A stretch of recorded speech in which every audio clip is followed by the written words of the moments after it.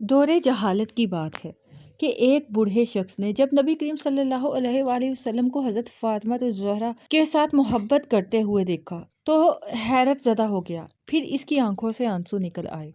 سوچنے لگا کہ کس طرح بے دردی سے میں نے اپنے پیارے جگر کو صرف دور جہالت کے رسم و رواج کی بنا پر زندہ درگو کر دیا تھا۔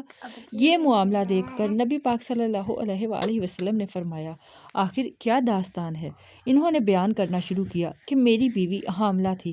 ان دنوں میں ایک سفر پہ گیا ہوا تھا۔ جب کافی عرصے بعد پلٹا تو اپنے گھر میں ایک بچی کو کھیلتے ہوئے دیکھا اور بیوی سے پوچھا کہ یہ بچی کون ہے؟ تو بیوی نے کہا یہ ہماری بیٹی ہے۔ پھر اس نے کسی نامعلوم خوف کے تحت التجا آمیز لہجے میں کہا، ذرا دیکھو تو صحیح کس قدر پیاری بچی ہے، اس کے وجود سے گھر میں کتنی رونق ہے، یہ اگر زندہ رہے گی تو تمہاری یادگار بن کر تمہارے خاندان اور قبیلے کا نام زندہ رکھے گی۔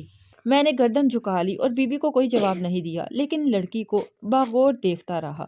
لڑکی کچھ دیر تو اجنبی نگاہوں سے مجھے دیکھتی رہی، پھر نہ جانے کیا سوچ کر بھاگتی ہوئی آئی اور میرے سینے سے لپٹ گئی۔ میں نے بھی جذبات کی روح میں اس کو آغوش میں بھر لیا اور پیار کرنے لگا۔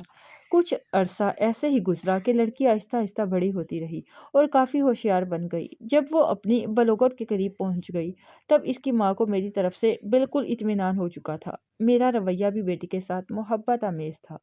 ایک دن میں نے اپنی بیوی سے کہا کہ ذرا اس کو تیار کرو، ایک قبیلے کی ایک شادی میں اسے لے جاؤں گا۔ ماں بیچاری خوش ہو گئی اور جلدی سے بیٹی کو سجا سنوار کر تیار کر دیا۔ میں نے لڑکی کا ہاتھ پکڑا اور گھر سے روانہ ہو گیا۔ ایک غیر آباد بیابان پر پہنچ کر پہلے سے تیار شدہ ایک گھڑے کے قریب میں کھڑا ہو گیا۔ لڑکی بڑی خوشی کے ساتھ اچھلتی کودتی چلی آ رہی تھی۔ میرے قریب آ کر رک گئی اور بڑی معصومیت سے سوال کیا، بابا یہ گھڑا کس کے لیے ہے؟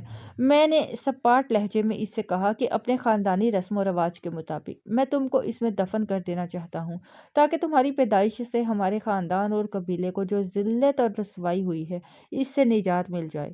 لڑکی کو صورتحال کا اندازہ ہوا تو اس کے چہرے کا رنگ اڑ گیا اور قبل اس کے کہ اس کی طرف سے کسی رد عمل کا اظہار ہو میں نے اس کو گھڑے میں دھکیل دیا۔ لڑکی روتی رہی، گڑ گڑاتی رہی، لیکن مجھ پر اس کی فریاد کا کوئی اثر نہ ہوا۔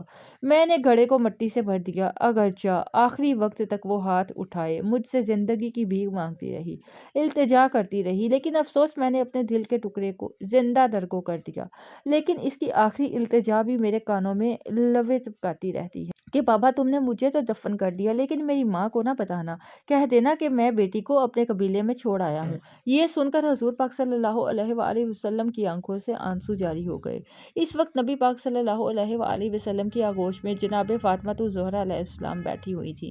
ان کی آنکھیں بھی نم ہو گئیں۔ حضور پاک صلی اللہ علیہ وآلہ وسلم نے اپنی بیٹی کو سینے سے لگا لیا اور آپ صلی اللہ علیہ وآلہ وسلم کے ہونٹوں پر یہ جملے جاری ہو گئے کہ بیٹی تو رحمت ہے، اور پھر آسمان کی طرف دیکھتے ہوئے فرمایا، میں فاطمہ کو دیکھ کر اپنے مشام جاں کو وحشت کی خوشبو سے معطر کرتا ہوں۔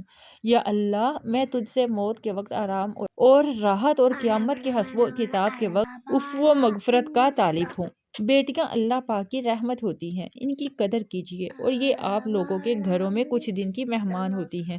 انہوں نے آپ کا گھر چھوڑ کر چلے جانا ہوتا ہے، لہٰذا ان سے محبت کیجیے، ان سے پیار کیجیے، کیونکہ نبی پاک صلی اللہ علیہ وآلہ وسلم اپنی بیٹی فاطمہ الزہرا علیہ السلام سے بہت محبت کرتے تھے۔